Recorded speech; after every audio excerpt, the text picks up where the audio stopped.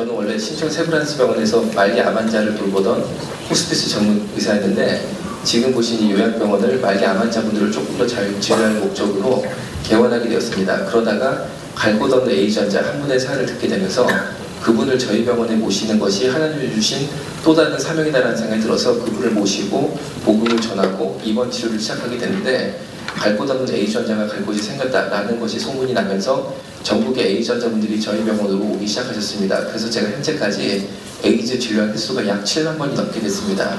그래서 엄청나게 많은 A전자를 보면서 동성애 문제가 어떤 것인지 의료 현장에서 보게 되고 이렇게 불러주실 때마다 와서 강의를 통해서 제가 현장에서 본 동성애에 대해서 말씀을 드리고 있는데 오늘 특별히 이렇게 좋은 교회, 뜨거운 교회 오게 돼서 너무나 깊게 감사를 드리고 있습니다.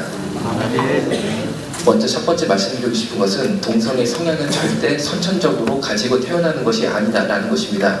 왜냐하면 GWAS라는 최첨단 유전자 조사 기법으로 사람 몸속에 있는 사람 유전자 그리고 사람 염색체 전체를 전수조사했는데 절대 인간의 몸속에는 동성애 성향을 일으키는 유전자가 단 한 개도 존재하지 않았습니다.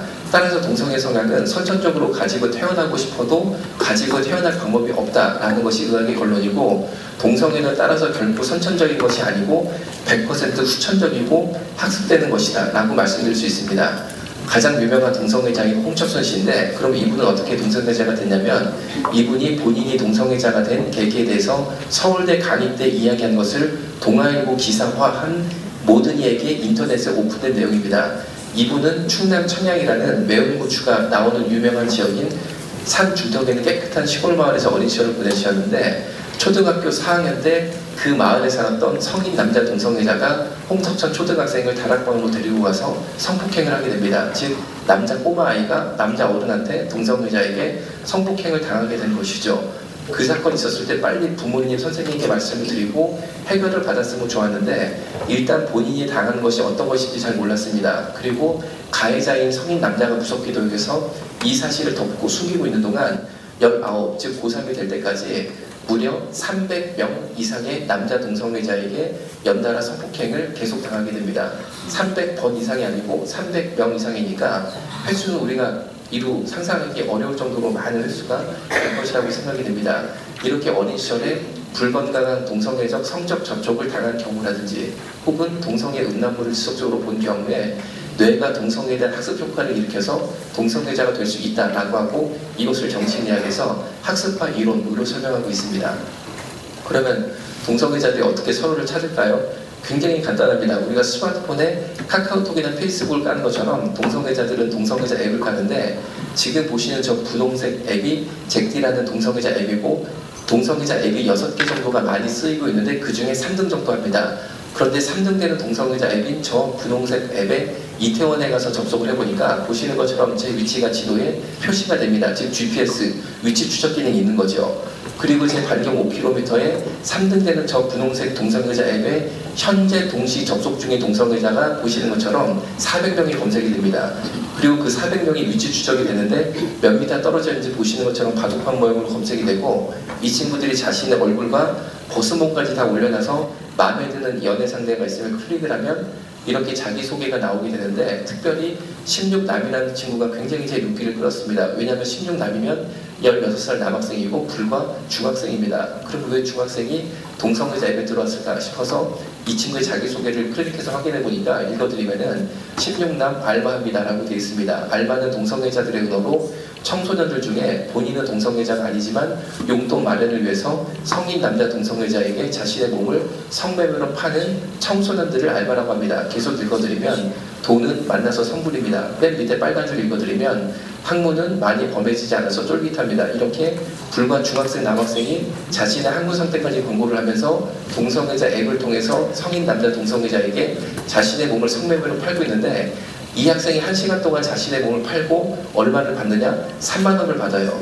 그러니까 우리 자녀들이 돈 3만 원 때문에 에이즈에 걸려서 집에 돌아오는 게 현재 대한민국의 실상이고 바로 이 동성애자 앱을 통한 청소년 동성 성매매 급증으로 말미암아 지난 15년 동안 대한민국의 청소년 에이즈 증가율이 무려 2,500%를 초과하게 됩니다. 어마어마하게 많은 중고등학교 남학생들은 에이즈 환자로 만든 죽음의 늪을 보고 계시는 거죠. 저쪽에 보시는 남색 S라고 되는 앱은 딕소라는 앱인데 이 앱이 바로 동성애자 앱 중에 1등입니다. 그러니까 이런 앱이 깔려있으면 동성애자다라고 볼 수 있는 거죠. 이 파워포인트 제기하는 게 예수님 거니까 미리 교회 다 드리고 왔습니다. 필요하신 분들은 이메일로 받으셔도 되고 복사를 하셔도 됩니다. 왜냐하면은 저희 병원에 여자 A전자가 진료 의뢰서를 보내시면은 여자가 에이즈에 걸렸으니까 율랑 여성 혹은 성매매 업소 여성이 아닐까라고 제가 오해를 했었는데, 놀랍게도 저희 병원에 입원하셨던 여성분들 중에 에이즈 환자들 중에 율랑 여성은 단 한 명도 없었습니다. 대부분 이 여성들이 남편에게 에이즈가 옮았다는 것이죠. 한 가지 예만 대표적으로 설명을 드리면 이 여성도 결혼해서 임신을 하게 됩니다. 그래서 산부인과에 가서 산모 검사를 받게 되는데 혈액 검사에서 이 산모 아기 엄마가 에이즈 환자라고 판명이 됩니다. 그러니까 산부인과 원장님이 깜짝 놀라셔서 진료실에서 아기 엄마가 에이즈 환자다 알고 있었냐? 그러니까 이 아기 엄마 산모는 절대 에이즈 걸려 행동을 한 적이 없거든요. 그래서 자신도 너무 놀라가지고 놀란 마음에 남편에게 그 자리에서 전화해서 여보, 산부인과에서 나보고 에이즈 환자래. 나 이제 앞으로 어떻게 해? 라고 하소연하는 바로 그 순간에 이 남편이 핸드폰 번호를 바꾸고 도망을 갑니다. 알고 보니까 이 남편이 동성애자였고 에이즈 환자였는데 본인의 에이즈 감염 사실을 숨기고 결혼해서 자기 아내를 에이즈 환자로 만들어줄 뿐 아니라, 제가 이 이야기를 들을 때 더 이해하기 어려웠던 점은 어떻게 자기 뱃속의 애까지도 에이즈 환자로 만들려고 했는지가 이해가 안 됐다는 거죠. 산모가 에이즈 산모면은 주산기 감염이라고 해서 아기가 에이즈 아기가 태어날 확률이 상당히 높습니다. 그래서 이런 불행한 결혼의 대상이 되지 않기 위해서 제가 생각해 보니까 언뜻 봐도 아까 찬양했던 우리 청년들 중에 결혼 적령기 정도 되는 자매님들도 상당수 보였습니다. 만약에 어떤 남학생이 사랑한다 결혼하자 그러면은 꼭 핸드폰을 달라고 해가지고 이런 거나 이런 게 깔려있나 봐야 되겠죠. 이렇게 깔려서 결혼할 수 없는 거죠. 동성애자니까. 한번 들어가서 볼까요? 의외로 갑자기 20m, 10m 이렇게 찍히면은 이 중에도 누구 계신 거죠. 세상에 안전한데 있겠습니까? 성소수자 단체가 매년 주관하는 서울 큐어 문화축제 사진인데, 말은 소수자라고 하지만 정말 이분들이 소수일까요? 모인 사람들 수를 보니까 사람 끝이 안 보일 정도로 엄청나게 많이 모였습니다. 절대 소수가 아니라는 것이죠. 그러면 성소수자 중에 남자 동성애자만 수가 얼마나 될 것이냐? 남자 동성애자라고 할 때 의학 교과서에는 남자 동성애자라는 말을 쓰지 않고 MSM이라고 단어를 만들어서 쓰고 있습니다. MSM은 Men Who Have Sex With Men의 약자로서 남자끼리 학문을 이용한 성관계를 맺는 남자에 한해서 동성애자라고 보고 있어요. 즉 나는 남자인데 정신적으로 다른 남자를 사랑한다, 이런 사람은 동성애자로 보지 않는다는 거죠. 왜냐하면 정신적으로 사랑한다는 것은 객관적으로 측정이 불가능합니다. 따라서 동성애자라고 정의를 내리고 그 수에 들어갈 때는 남성끼리 구체적인 학문 성관계를 지속적으로 맺는 남성에 한해서만 동성애자라고 부르고 있는데, 우리나라의 이 MSM, 즉 남자끼리 학문을 이용한 성관계를 맺는 남자의 수가 약 60만 명이 넘나갑니다. 그래서 모였다면 이렇게 엄청나게 많이 모이고 절대 소수가 아니고 이 시대에 존재하는 가장 강력한 이익단체 중에 하나다라고 말씀드릴 수 있겠습니다. 이런 식으로 항상 행렬이 진행되게 되는데, 맨 앞에는 저렇게 재단을 쌓고 재물 올린 것처럼 젊은 남자들 옷을 벗겨서 올려놓습니다. 그리고 그 옆에 저 재물을 운반하는 제사장들을 보면은 새까만 옷에 부츠까지 새까만 부츠를 신었죠. 저 제사장들이 새까만 패션만 입고 오면 저 제사장들이 하나님 쪽인가요? 마귀 쪽인가요? 절대 이 자리에 한 번만 가보시면 이 자리가 이분들이 주장하는 문화축제나 예술축제가 아니고 이 시대에 존재하는 가장 강력한 영적 전쟁의 현장임을 알 수 있습니다. 그래서 우리 예수 믿는 사람들이 왜 이 서울광장 맞은편에서 하루 종일 눈물 뿌리며 기도할 수밖에 없냐면은 성령의 힘을 입어서 이 영적 전쟁에 승리해서 조국과 미래 세대를 지켜야 되는 가장 강력한 영적 전쟁의 현장이 바로 서울 큐어 문화축제다라고 말씀드릴 수 있겠습니다. 이런 식으로 선두가 진행되게 되는데, 이렇게 서울 시민들을 내려다보면서 비웃으면서 이상한 물총을 쏴서 맞추는 저 사람들이 과연 인권 침해당하는 얼굴인가요? 서울 큐어 문화축제 현장 스케치 사진입니다. 이 남성은 일명 동성애자의 학문 팬티를 입고 서울 시민 모두에게 자신의 엉덩이와 학문을 강제적으로 보여주었습니다. 저렇게 엉덩이가 뻥 뚫린 형태의 동성애자들의 팬티가 학문 팬티라고 부르는데, 왜 저런 팬티를 입냐면은 동성애자들의 은어로 번개라고 합니다. 번개는 아까 보여드린 스마트폰 앱을 통해서 몇십 미터 떨어진 가까이 있는 동성애자를 얼른 찾아서 문자 메시지를 주고받아서 무슨 빌딩에 1층 남자 화장실 몇 번째 칸에서 만나자. 그러면 그 좁은 화장실 칸막 안에 들어가서 바지만 살짝 내리고 팬티는 벗지 않고 바로 성관계를 맺고 신속하게 헤어지는데 그때 팬티를 벗지 않은 채 성관계를 맺을 목적으로 아예 저렇게 엉덩이가 뻥 뚫린 형태의 팬티를 평소에 입고 다닌다고 합니다. 오늘 주일에는지 모르고 입고 오신 분 있으면 손 한번 들어보세요. 그런데 서울 광장 바로 앞에 시청역이라는 서울에서 가장 이용객이 많은 지하철역인데 그 시청역 지하철을 이용한 서울 시민들은 강제적으로 이 남자의 엉덩이 항문을 봐야만 했다는 것이죠. 과연 누가 누구의 인권을 침해하고 있는 것일까요?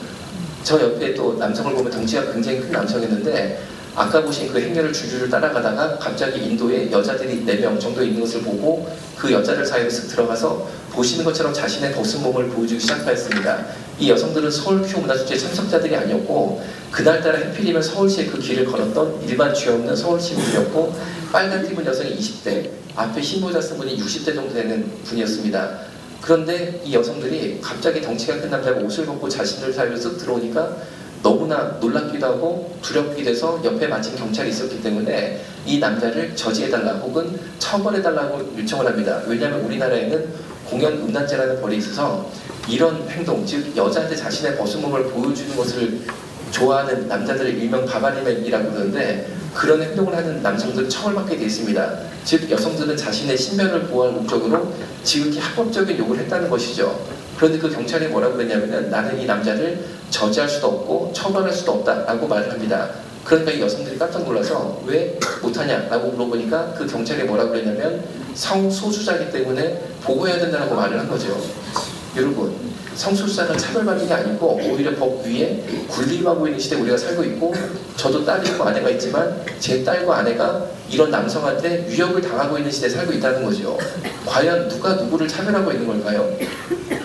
그리고 이런 형태들은 저 항문을 강제적으로 보여주는 남성이나 여자들한테 저렇게 자신의 거품을 보여주기 좋아하는 성향의 남성들은 정신의학에서 분명히 성도착증 환자로 진단을 내릴 수 있습니다. 성도착증 중에 노출증에 해당이 되는데 이런 정신질환 그리고 법에 어긋나는 행동을 함에도 불구하고 그간 서울 큐어 문화축제가 계속 벌어지고 있지만 단 한 예도 단속이나 처벌례가 없다는 거죠. 그러면 성소수자가 곧 동성애자를 뜻하는 걸까요? 현재는 동성애자라는 말이 인권 침해라고 해서 뉴스나 언론에 전혀 쓰이지 못하고 있습니다. 그래서 성소수자로 단어가 다 바뀌었기 때문에 여러분들이 성소수자라는 단어를 뉴스에서 보시면 아, 동성애를 뜻하는가 보다 라는 나쁜 언어 결합 속에 우리가 속아 살고 있다는 것이죠. 정신의학에서는 성소수자가 20가지 이상의 형태가 있다라고 분명히 말하고 있습니다. 지금 보신 이 금발에 잘생긴 백인 남성은 어느 날 야외 공공공원에서 야외 결혼식을 열겠다고 부모, 친구들에게 청첩장을 돌렸습니다. 그래서 부모님이 며느리를 보러 아들의 야외 결혼식에 가보니까 며느리로 사람이 들어온 게 아니고 이 개가 들어온 거죠. 그래서 아들이 걔한테 신부 면사포를 씌우고 야외 결혼식이 진행되게 됐는데 서양 결혼식은 맨 마지막에 하이라이트로 신랑 신부가 너만을 영원히 사랑하이다 라고 사랑의 맹세를 하면서 실제로 키스를 하면서 결혼식이 끝이 납니다. 자세히 보시면 저 개하고 사람하고 혓바닥이 빨갛게 붙어있죠. 과연 여러분의 아들들이 개와 사랑에 빠져서 키스를 하면서 너만을 영원히 사랑했다 라면서 결혼식을 한다고 그러면은 그것을 아들의 사랑으로 받아들일 부모가 과연 있을까요? 결혼식을 올리고 있는 이 아리따운 여성은 유럽의 유명한 여성 디자이너인데 고양이 남편이랑 사별한 이후에 개 남편이랑 재혼에 성공했다 라고 뉴스에 난 것입니다. 그러면 왜 유럽 사회가 여기까지 가게 된 걸까요?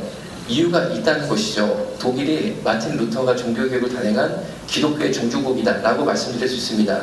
그런데 그 독일 사회조차도 동성애에 대한 찬반 논란이 뜨겁다가 드디어 1969년도에 독일 시민들이 동성애는 문제없다 라는 사회적 합의를 이루게 되었습니다. 그런데 독일 시민들은 동성애 한 개만 사회적 합의를 이뤘을 뿐인데 바로 그해 1969년도에 법의 형평성의 원리로 인해서 다른 형태 성소수자 전부를 인정하게 된 원치 않는 결과가 나타나게 됐고 바로 그해 1969년도에 독일법에 실제로 사람과 동물 간의 성관계도 문제없다라는 수간 허용법이 생기고 말았다는 거죠. 그래서 여기까지 생기게 됐는데 이거는 약과고 그해 바로 뭐가 생겼냐? 아기 저 해맑게 웃고 있는 직원은 동물원 직원인데 아기 악어와 성관계를 맺던 도중 어른 악어한테 잡아먹혀서 옆에 사진을 보니까 저 해맑게 웃고 있는 직원이 악어 뱃속에서 나오고 있죠. 왜 이러냐면은 이 동물원은 놀랍게도 동물원 규정상 관람객이 없는 시간에는 직원들이 우리 속으로 들어가서 동물들과 자유롭게 성관계를 맺을 수 있도록 규정이 마련되어 있었다고 합니다. 왜냐면은 수간 허용법 때문에 만약에 이 직원들이 우리로 들어가서 마음에 드는 동물과 성관계를 맺을 때 야, 너 그거 잘못하는 거잖아. 어떻게 사람이 그런 행동을 해? 라고 책망을 하면 이 직원 입장에서는 너 나보고 잘못됐다고 했어? 너 사람 차별해? 너 감옥에 가? 이게 됐다는 거죠. 바로 그게 1999년도부터 독일 및 유럽 각국에서 합법적으로 생기게 된 동물 매춘업소의 실제 사진입니다. 현재 이 시간까지도 유럽은 동물 매춘업소가 아까 말씀드린 수간 허용법 때문에 합법적으로 운영이 되고 있는데, 보시는 것처럼 그 업소에 근무하는 개들은 엉덩이하고 항문하고 생식기가 다 터져서 3달 만에 죽어서 나온다는 거죠. 그런데 이 사진의 하이라이트는 닫힌 아랫부분이 아니고 팔하고 목인데, 팔하고 목을 보시면 털이 빠져있고 줄이 가있는 것을 볼 수 있습니다. 왜 그러냐면은 이 업소에 종사하는 개들이 손님들한테 뒤에서 나쁜 행동 당하면 화가 나서 확 돌아서 사람을 공격할 수 있으니까, 그것을 막기 위해서 이 업소에 근무하는 개들은 모두 잔인하게 앞발을 이렇게 꺾어서 팔, 목, 입까지 쇠사슬로 묶는데, 언제까지 묶냐면 보시는 것처럼 털이 다 빠지고 줄이 갈 때 묶는다는 거죠. 과연 이렇게 죽은 개들이 항문과 생식기가 다 터지고 팔목하고 목에 털이 빠진 채로 새벽마다 서울시의 골목을 나뒹구는 게 대한민국의 미래가 돼서야 될까요? 정신학에서 말하는 또 다른 성소시알 메카노필리아는 한국말로 번역하면 기계성의자입니다. 이 남성은 지하 주차장에서 저 흰색 차를 보고 성적 풍부를 참지 못해서 성관계를 맺다가 CCTV에 찍힌 실제 사연의 주인공인데, 자동차 범퍼 위에 바람 들어가는 구멍에다가 성관계를 맺는다고 합니다. 그런데 더 놀라운 건 이 차가 이 남자의 차가 아니고 남의 차이라는 거죠. 만약에 여러분들이 내일 새벽 일찍 새벽 예배 때문에 아파트 지하철에 가셨는데 어떤 남자가 내 차에다 이러고 있다. 그리고 그 남자를 보는 순간, 아, 이분이 내 차와 운명적 사랑에 빠지셨구나. 내가 인권으로 받아들여야지. 이런 생각이 드는 게 자연스러운 일일까요? 정신의학이 말하는 또 다른 성소시알 네크로필리아는 한국말로 번역하면 시체 성의사입니다. 이 사진들은 실제로 성관계 대상이 되었던 애인 역할을 했던 시체들의 실제 사진인데, 그러면 이분이 괴물 같은 남자냐? 절대 그렇지 않고 방을 보시니까 책이 수북하죠. 이분이 교수님이고 박사님이셨습니다. 그런데 이 교수님이 어느 날부터 시체와 성관계하는 이상한 습관이 들었는데, 저는 절대 이것이 인간으로서 할 수 없고 악한 영이 이 교수님에게 역사한 것이다 라고 밖에 생각할 수 없습니다. 그래서 이 교수님이 급기야 시체를 너무 좋아하게 돼가지고 공동묘지 옆에 방 3칸짜리 빌라를 얻어서 살게 됩니다. 그래서 낮에 처녀체가 묻히면 그날 밤에는 그 처녀체를 캐내서 자기 애교로 삼았는데, 보시는 것처럼 살이 점점 썩어 들어가니까 천으로 똘똘똘 감어 얼굴 썩어 들어가니까 이연목 잘라다 붙여 해서 자기 애인으로 시체를 만들었다는 거죠. 그런데 이 사건의 전모가 어떻게 드러나게 되냐면은, 이 집 부모님이 아들이 대학 교수가 됐으니까 자랑스러운 교수 아들 집에 한번 놀러 가려고 해도 절대 이 아들이 부모님이 자기 집 안으로 들어오는 것을 못 들어오게 막습니다. 그래서 하루는 이 집 아버지가 아들 집에 불시에 싹 하고 들어가 보니까 아들 집에 시체가 16개가 있었어요. 그래서 아버지가 아들을 1일에 신고해서 사건의 전모가 드러나게 됐는데, 일반인에게 공개 가능한 시체 2개만 보시는 것처럼 언론에 공개가 됐습니다. 지금 보시는 이 백인 남성은 케네스 피년이라는 이름의 미국의 거대 비행기 회사인 보잉사에 근무했던 부유한 백인 남성입니다. 그런데 이 남자 때문에 미국에 동물과 성관계하는 것을 수간이라고 그러는데, 수간 처벌법이 생기게 됩니다. 우리나라는 동성애가 이미 합법이고 자유인 국가입니다. 이게 무슨 말이냐면은 간단히 생각하시면 됩니다. 동성애를 한다고 감옥에 갇히거나 벌금 내는 게 없죠. 동성애 행위는 이미 대한민국에서 자유고 합법이고 세계 최고 수준의 동성애 권리를 이미 대한민국은 부여하고 있다는 것입니다. 대표적인 게 동성애자 찐방인데, 동성애자 찐방은 남자 동성애자들이 5,000원만 내고 들어가면은 이 방 저 방을 다니면서 그룹 동성애 난교를 벌이는 일명 밤이면 밤마다 에이즈 여자를 찍어내는 대한민국의 에이즈 공장입니다. 그런데 대한민국의 에이즈 공장인 그 동성애자 찐방조차도 전혀 단속이나 처벌 대상이 안 되고 있어요. 왜냐하면 동성애 자체가 우리나라는 합법이고 동성애를 처벌하는 나라가 아니라는 거죠. 미국도 당연히 동성애가 합법이고 자유인데, 우리나라는 동물이랑 성관계를 하는 것도 자유입니다. 수간 처벌법이 없다는 거죠. 그런데 미국이 오히려 한국과 다르게 동성애는 자유지만 동물이랑 성관계를 맺을 때는 이 남자 때문에 감옥에 갇히는 수간 처벌법이 생기게 됐다는 것입니다. 그럼 언뜻 생각하면은 이 남자가 엄청난 기독교인인가? 어떻게 수간 처벌법을 만들었지? 혹은 동물 애호가인가? 어떻게 그런 걸 만들었지? 라고 생각하시겠지만 전혀 그게 아니고 이 남자가 동성애자였어요. 그런데 절대 동성애가 동성애만으로 끝나지 않는다는 것을 보여준 한 가지 예가 된 사람인 거죠. 이 남자가 남자끼리 동성애할 때 특별히 여자 역할을 하는 남자였습니다. 즉 자신의 항문을 다른 남자한테 제공하는 형태의 동성애자였는데, 남자끼리 동성애하는 게 어느 날도 재미가 없어져서 더 큰 자극을 원하다가 남자 말이랑 동성애를 하기 시작합니다. 즉 남자 말에게 이 사람이 자신의 엉덩이를 대주기 시작했다는 거죠. 그래서 밤에 밤마다 이 A말이랑 동성애를 하다가 어느 날 이 A말이 너무 심하게 해서 이 남자가 내장이 다 터져서 죽게 됩니다.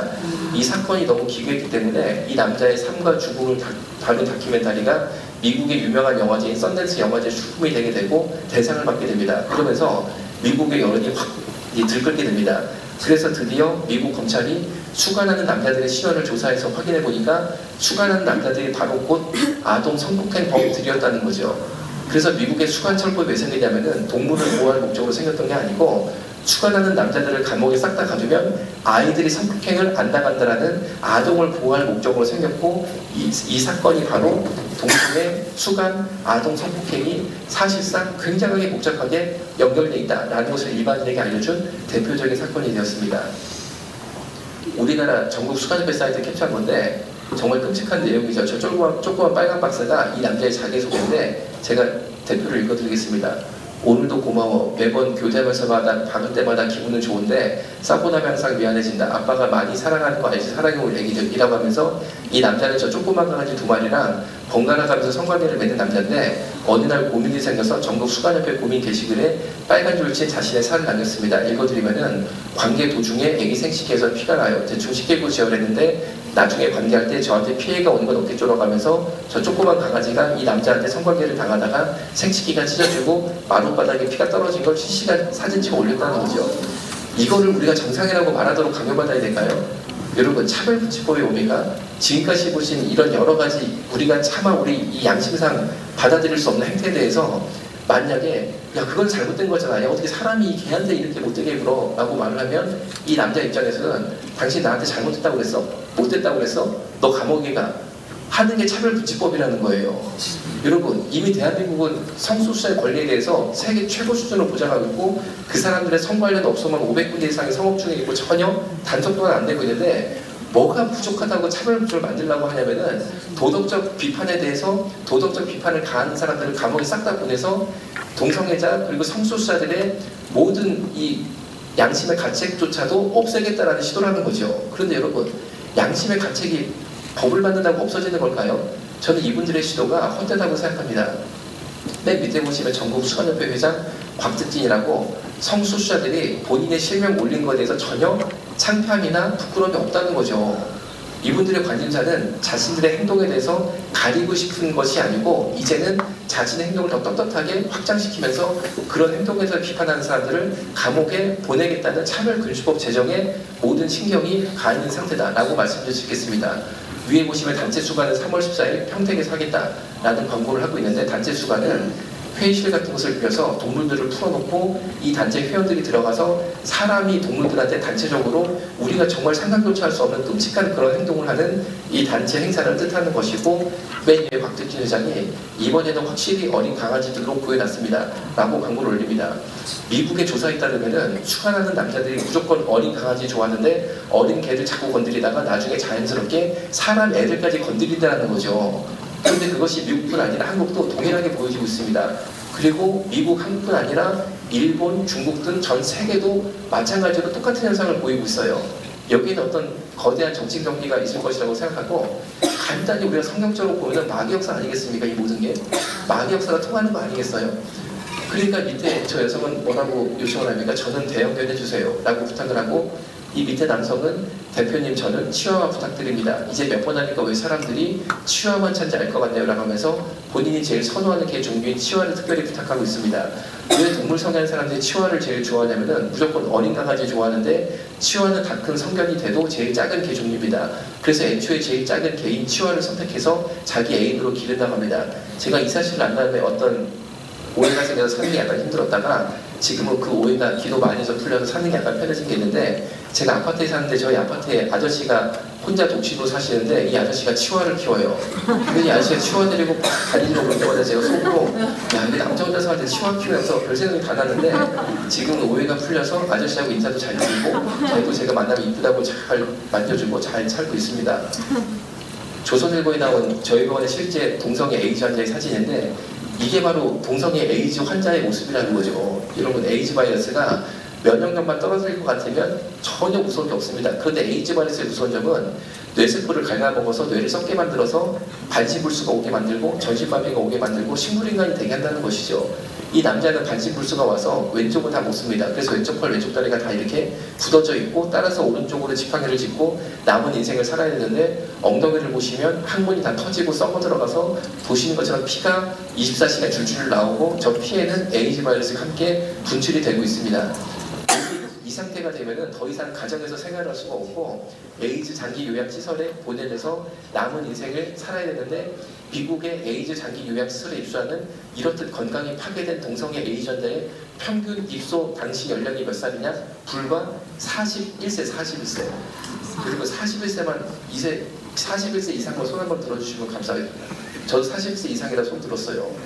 예, 감사합니다. 제가 왜 청을 올리냐면은 저도 마찬가지입니다. 만약에 우리가 예수님 못 만나고 성령님을 못 만나서 어쩌다가 동성애 늪에 빠져가지고 동성애 생활했으면은 방금 손 드신 분들은 지금 이 자리가 아니고 요양병원에 이렇게 돼가지고 다 누워있을 운명이었어요, 우리가.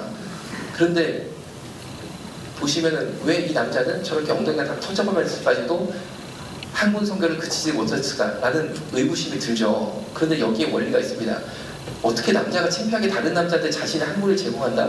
이거 너무 민망해서 감히 생각이나 할 수 있겠습니까? 그런데 그게 이유가 있다는 거죠. 뭐냐면은 남자한테만 있고 여자한테는 없는 장기가 있는데 그게 바로 전립선입니다. 이 전립선이 항문 벽에 붙어 있습니다. 동성애를 하는 이유가 뭐냐면은 항문 벽에 붙은 전립선을 자극할 목적으로 한다는 거죠. 이 전립선이 자극받게 되면은 변태적인 성쾌감을 느끼는데 여기 한번 맛을 보고 중독이 되면 그 다음부터 정상적인 걸 못하게 돼 있어요. 그리고 무조건 다른 남자가 내 항문을 자극시켜줘서 전립선 자극받는 것만 기다리게 돼 있는데 그 중독성이 얼마나 큰지 항문이 다 터지고 피가 나고 썩어 들어가는데도 멈추지를 못하고 언제까지 하느냐 말 그대로 죽을 때까지 한다는 거죠. 과연 이것이 사랑일까요? 만약에 동성애가 뭐냐라고 물어보시면은 저는 굉장히 간단하게 답을 드릴 수 있습니다. 동성애는 항문 성결 전립선 자극 변태적 성쾌감에 중독된 성중독의 일환이라는 거죠. 그러면 동성애를 끊는 게 뭐냐? 항문 성교를 통한 전립선 자극을 끊으면 된다는 거죠. 그런데 저희 병원에 동성애를 끊기 원해서 상담을 의뢰하는 젊은 동성애자들 상담도 계속 받고 있는데 누구나 이 두 가지만 2년 동안만 노력하면 동성애를 다 끊을 수 있었습니다. 첫 번째, 항문 성교를 그치면 되고 두 번째, 동성애 음란물을 보는 것을 끊으면 누구나 다 동성애를 벗어날 수 있었다는 거죠. 그런데 이 청년들이 동성애가 끊고 싶어져서 저희 병원에 와서 상담할 때 꼭 동성애를 하게 된 계기를 물어봅니다. 선천적인 동성애자는 아무도 없어요. 이유가 꼭 있다는 거죠. 사건이 있었다는 거죠. 그런데 놀랍게도 몇 명 청년이 동성애를 배운 곳이 교회다라고 말을 해서 제가 굉장히 충격을 받았습니다. 그런데 그 청년들의 이유가 한결같이 똑같았어요. 뭐냐면은 이 청년이 교회, 소년부, 초등부 수련회를 갔었는데 기도원 같은 곳에 가서 방방마다 10명 내지 20명의 초등부 남학생들이 잠을 자게 됐는데 그 방을 관리할 목적으로 초등부 교사 선생님이 함께 잠을 자게 되었는데 그 교사 선생님의 동성애자였어요. 그래서 이 아이를 하나 찍어가지고 2박 3일 동안 성폭행을 한 거예요. 그 사건을 계기로 이 아이가 동성애자로 자라나게 됐다는 거죠.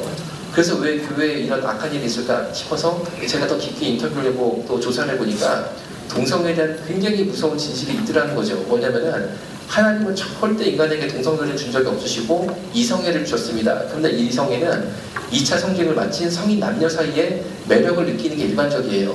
그런데 동성애의 무서운 점이 뭐냐면 동성애 생활을 하면 할수록 어린 꼬마 남자애를 더 좋아하게 돼 있다는 거예요. 그래서 대한민국의 남자 동성애자들의 성적 판타지가 뭐냐면은 초등학교 남학생들 10명, 20명 데리고 2박 3일 자보는 게 꿈인데 그 꿈을 이룰 수 있는 유일한 기회가 교회 초등부 수련회 따라가면 된다는 거예요.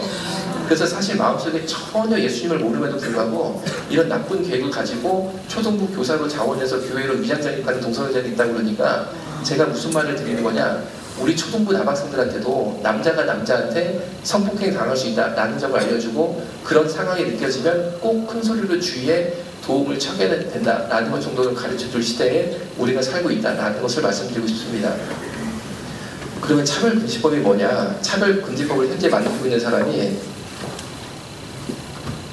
현재 숙명여대 법도교수 홍성수 씨고 이분이 국가인권위원회 혐오표현 연구 총책임자입니다. 이 자리가 바로 차별금지법 만드는 자리인 거죠. 따라서 홍성수 교수의 인터뷰를 모아서 보면은 차별금지법 이후에 대한민국이 어떤 모습이 될지 알 수 있는데 먼저 기독교를 개독교라고 부르는 거. 기독교를 개독교라고 부르는 것은 당연히 기독교 혐오 표현 아니겠습니까? 그런데 기독교를 개독교라고 부르는 것은 혐오가 아니고 차별금지법 처벌 대상이 안 된다라고 말을 하고 있습니다. 그런데 동성애를 반대한다라고 말을 하면 이게 바로 혐오고 따라서 차별금지법의 처벌 대상이 된다는 거죠. 여러분, 기독교를 개독교라고 부를 때 처벌이 안 되는데 나는 동성애 반대하고 동물이랑 시체랑 기계랑 그런 이상한 행동하는 거 반대라고 말을 했다는 이유로 우리가 감옥에 간다면 차별금지법이 어떤 세상을 만들려고 하는 것입니까? 분명히 기울어진 운동장을 만들어서 한국 기독교를 다 땅에 떨어뜨려 죽이겠다라는 에스더 시대의 하만의 법이라는 것을 우리가 분명히 알아야 된다는 거죠. 절대 공평한 법, 일반적인 법이 아닙니다. 아주 기독교를 말살시키려는 악한 의도를 품고 있는 하만의 법이 바로 차별금지법이다라는 것이죠. 동성애를 하지 않다 하더라도 일상생활 속에서 에이즈가 감염될 수 있는 경우입니다. 일회용 면도기 당연하겠죠. 그래서 남성분들은 공중 목욕탕에 떨어지는 일회용 면도기를 함부로 쓰면 안 됩니다. 왜냐하면 에이즈 환자가 쓴 것을 내가 쓰게 되면 내가 에이즈 감염이 된다는 것이죠. 비대는 왜 그러냐면은 아까 보신 동성애 에이즈 환자의 실제 사진처럼 동성애 에이즈 환자분들이 장기간 지속된 항문 성교로 인해서 보시는 것처럼 항문이 다 터지고 피가 줄줄 나오니까 대변을 본 이후에 휴지를 뒤처리 못하고 꼭 비대를 쓰게 됐는데 문제는 비데를 쓰게 되면 세척만 하는 게 아니고 드라이까지 해서 총 5분 이상 비데를 쓰게 되고 그 5분 이상의 시간 동안 비데 노즐에 에이즈 환자의 피가 너무나 많이 묻게 되고 에이즈 바이러스 너무나 많이 묻게 되는데 그 사실을 모르고 그 비데를 곧 이어서 쓰게 되면은 비데 노즐에 묻은 에이즈 환자의 피와 에이즈 바이러스가 직구분사해서 항문을 때리게 되는데 일반인은 괜찮지만 항문에 치질이나 치열이 있는 분들은 노출된 항문혈관으로 에이즈 바이러스가 싹 하고 들어가서 에이즈 감염의 우려가 있습니다. 따라서 에이즈 환자가 쓴 비데를 곧 이어 쓰는 것은 위험하다라고 말씀드릴 수 있겠는데 사실 에이즈 환자가 쓴 건지 우리가 모르는 거죠. 제가 생각해보니까 요새는 음식점에 가보면 비데가 많이 설치되어 있습니다. 그래서 제 생각에는 보통은 안에 쓰고 나오시면 우리가 곧 이어 쓰는 형태니까 안에 쓰고 나오는 얼굴 한번 싹 보셔서 제 눈에 보이는 여러분 얼굴처럼 은혜 충만 성령 충만이면 그 비데를 쓰셔도 되고 쓰고 나온 얼굴을 싹 보니까 남자들 귀걸이 하나 끼고 있고 얼굴이 야릇하게 줄줄 흐른다. 그러면 예수님 피할 길을 알려주시니 감사합니다 라고 기도하시고 그 비데를 피하시는 것이 좋지 않을까 라고 생각을 하고 있습니다. 조선일보에 나온 저희 병원 또 다른 실제 사진인데 에이즈로 반신불수가 와서 지팡이를 짚고 에이즈 병실에 입원한 남성이 같은 병실에서 마음에 드는 남자를 골라서 동성애를 하는데 2시간도 안 걸리더라는 거죠. 어떻게 알리느냐면 회신을 도는데 이 남자가 머리끝부터 발끝까지 이불을 뒤집어 썼습니다. 그런데 앞만 봐도 이 이불을 김밥처럼 뒤집었었는데 앞만 봐도 이 김밥이 1인분이 아닌 거예요. 너무 큰 거예요. 그래서 이상하다 싶어가지고 이불을 확 벗겨보니까 남자 둘이 동성연애 하는 것을 리얼 3D로 보게 된 거죠. 그래서 못하게 말렸습니다. 이 못하게 말린 이유가 단순히 제가 동성애를 반대하기 때문에 동성애를 못하게 하나 보다라고 생각하시면은 너무 쉽게 생각하시는 거고 더 깊은 의미가 있습니다. 왜 그러냐면은 에이즈가 진단병은 똑같이 에이즈인데 에이즈 바이러스 종류가 굉장히 많습니다. 그런데 이 많은 에이즈 바이러스 종류를 통틀어서 에이즈라는 진단병 하나가 나가는 거죠. 그런데 이 에이즈에 걸리게 되면 아직까지도 완치는 안 됩니다. 완치는 안 되고 바이러스가 확 증식하는 것을 어느 정도 억제시켜주는 바이러스 증식 알약, 일명 에이즈 알약을 매일매일 먹으면 에이즈 바이러스 증식이 어느 정도 억제가 돼서 30년을 더 살 수 있습니다. 그래서 이 약을 잘 먹는 게 30년을 더 살 수 있으니까 굉장히 중요한 치료인데 문제는 30년 뒤에는 처참하게 죽어버려요. 그래도 30년을 더 살게끔 도와드려야지만 복음도 전하고 하나님의 자녀가 되고 천국 백성이 되니까 이 치료가 굉장히 중요한데 문제는 서로 다른 에이즈 환자 A와 에이즈 환자 B가 또다시 동성애를 하게 되면 동성애를 통해서 서로 다른 에이즈 바이러스 A, 서로 다른 에이즈 바이러스 B가 성교를 통해 만나게 되면 돌연변이 에이즈 바이러스가 생기게 됩니다. 그런데 돌연변이 에이즈 바이러스가 생기게 되면 그다음부터 약이 안 들어요. 둘 다 죽어버려요. 따라서 환자의 생명을 보호할 목적으로 에이즈 환자끼리의 성관계를 막고 있다는 거죠. 다시 한번 이분들에게 이 사실을 설명드리고 두 분이 항문 성교를 다시 하면 돌연변이 바이러스 생기면 둘 다 죽는다. 그래서 이걸 하면 안 된다. 라고 신신당부를 드렸는데 이제는 이 두 남성이 우리는 죽어도 좋다면서 병실에 따른 화장실에 들어가서 또 동성애를 하시는 거예요. 그래서 이거를 막을 목적으로 보시는 것처럼 화장실 문 하단 20cm를 잘라서 한 번씩 밑에를 봐서 다리가 2개를 정상 4개는 비정상 4개는 문 열고 들어가서 말리는 거죠. 그래서 병원 내 동성애를 원천적으로 막을 수 있게 됐고 환자분들의 생명 연장에 기여할 수 있게 됐다라고 제가 생각을 했는데 이게 저희 수술자 착각이었고 이제는 이 두 남성이 저희 병원은 지하 주차장이 없고 야외 주차장인데 오후 1시 정도 된 해가 중천일 때는 아주 좁은 날이었는데 보시는 빨간 차와 하얀 차 사이가 불과 차원차 사이 주차 공간이 약 20cm가 안 됩니다. 그 20cm도 안 되는 좁은 아스팔트에서 옷을 다 벗고 둘이 또 성관계를 맺기 시작하는 거예요. 그러니까 지나가던 혜민들이 놀래가지고 뭐 하는 거냐 하지 말아라 라고 소리를 질러도 절대 하던 동성애를 멈추지 않으니까 병원으로 신고 전화를 주셔서 간호사 선생님이 뛰어내려가서 두 남성들을 모시고 올라가게 됩니다. 이 사건을 듣게 되고 제가 충격에 빠져서 미국의 논문을 찾아보니까 1978년도에 이미 미국은 동성애는 성중독이다 라는 연구 결과가 나타나 있었다는 거죠. 당시 미국 사회가 흑인이나 남미계통은 성적으로 문란하다 이런 생각이 조금 있어서 성적으로 문란한 흑인이나 남미계통은 다 빼고 도덕적, 사회적, 경제적 지위가 높은 백인들만 대상으로 백인 남성 동성애자의 성 파트너 수를 조사해 보니까 백인 남성 동성애자의 28%가 성 파트너 수가 1000명 이상이었어요. 43%가 500명 이상이었어요. 여러분, 한 집단의 성 파트너 수가 500명 이상, 1000명 이상의 일반적이라는 것은 분명히 이 단체가 성중독의 경향이 강력하게 나타나고 있다 라고밖에 설명을 할 수가 없습니다. 이렇게 500명 이상, 1000명 이상이라는 동성애를 하면 당연히 에이즈에 걸릴 수밖에 없지 않을까요? 그런데 만약에 제가 에이즈에 걸렸다라고 하면 검사를 받고 싶겠죠. 증상이 나타나면서. 그런데 우리나라의 에이즈 검사의 기반은 병원을 가는 게 아니고 보건소를 가게 돼 있습니다. 여기도 가까운 부천 보건소를 가는 거죠. 보건소를 가게 돼서 저 에이즈 검사가 왔습니다 라고 그러면 절대 제 신분증이나 실명이나 연락처를 가르쳐주면 안 되게 돼 있습니다. 그리고 저보고 제 암호를 정하라고 시켜요. 그래서 제가 토끼라고 제 암호를 정하면 제 피를 뽑은 다음에 피에다가 토끼라고 적습니다. 그리고 혈액 검사를 돌린 다음에 일주일 뒤에 꼭 보건소에 전화해서 에이즈 검사 결과를 확인하라고 그러고 다시는 보건소로 방문하면 안 된다고 시켜요. 왜냐면은 만약에 제가 일주일 뒤에 보건소에 직접 방문해서 선생님 저 일주일 전에 에이즈 검사했는데 결과 어떻게 됐어요? 라고 물으면 보건소 선생님의 검사지를 보시면서 토끼 씨는 에이즈 걸렸네요 하면서 제 얼굴 한번 싹 보잖아요. 그러면 지구상에 딴 사람 몰라도 이 보건소 선생님만큼은 이 얼굴이 에이즈다 이걸 알게 되는 거죠. 지구상에 단 한 명이라도 내가 에이즈라는 것을 알면 그게 바로 인권 침해라는 거예요. 그래서 별명을 통해서만 혹은 암호를 통해서만 검사를 하게 돼 있고 검사 결과도 또 꼭 전화로만 확인하게 돼 있다는 거죠. 그런데 이 고가의 에이즈 검사 비용은 100% 국민 세금으로 다 부담을 하고 있습니다. 네이버에 에이즈 인명검사에 대한 궁금증을 올린 한 남성의 사연인데 이런 내용입니다. 내가 앞만 봐도 에이즈 걸린 것 같은데 보건소에 가서 에이즈 검사 받아도 될까요? 라는 질문인데 이 남자의 궁금증은 뭐냐면은 만약 내가 보건소 익명검사한 에이즈 환자로 판명이 되면 나는 밤이면 밤마다 창녀촌 즉 집창촌을 가야 되는 사람인데 보건소에서 나를 창녀촌 못 가게 특별 관리하면 어떡하느냐 즉 에이즈 감염 이후 창녀촌 못 갈까봐 걱정 좀 거였어요. 그러니까 답변이 뭡니까? 위에 보신 것처럼 에이즈 환자가 어디 가서 뭘 하던 국가가 이를 제재할 방법이 없고 당신이 에이즈 환자라는 것은 보건소도 몰라 국가도 몰라 아무도 몰라 오직 당신만 하니까 하고 싶은 거 마음껏 하고 살라는 게 공식 답변이었어요. 여러분 동성애자들의 인권이 너무 과하게 보호받고 있는 거라고 저는 분명히 생각을 할 수밖에 없는 거죠. 얼마 전에 여중생 하나가 철이 없어서 스마트폰 앱을 통해서 불과 10명 되는 성인 남성들과 성매매를 하다가 덜컥 에이즈에 걸려버렸습니다. 그러니까 이 불쌍한 여중생을 에이즈 환자로 만든 에이즈 테러범은 이 10명의 아저씨 중에 한 명이었던 거죠. 그런데 국가의 공식 답변이 뭐였냐면은 10명 중에 누가 에이즈 테러범인지 알 수 없다는 게 공식 답변이었어요. 그러면 그 에이즈 테러범은 오늘 밤은 그냥 넘어갈까요? 저는 분명히 제가 말씀드릴 수 있습니다. 그 남자는 오늘 밤에도 피해 대상자를 찾고 있을 거예요. 여러분 매일 밤 벌어지는 에이즈 테러를 인해서 우리나라에 에이즈 희생양이 되는 사람이 15명이에요. 그런데 만약에 매일 폭탄이 터져서 죽거나 다치는 국민이 15명이 발생하면 당연히 정부 차원의 대책이 있어야 되는 거 아니겠어요? 그런데 유독 현실적으로 대한민국에 매일 벌어지고 있는 에이즈 테러에 대해서는 동성애 인권의 발목이 잡혀서 정부가 아무런 대책도 만들지 못하고 있다는 거죠. 여러분 세월호가 유가 아니에요. 에이즈 테러로 불쌍한 인생을 맞이한 수많은 여성들, 수많은 불쌍한 우리 청소년을 생각해 볼 때 세월호의 크기의 몇 배가 된다는 거죠. 그런데도 동성애 인권이 그렇게 중요할까요?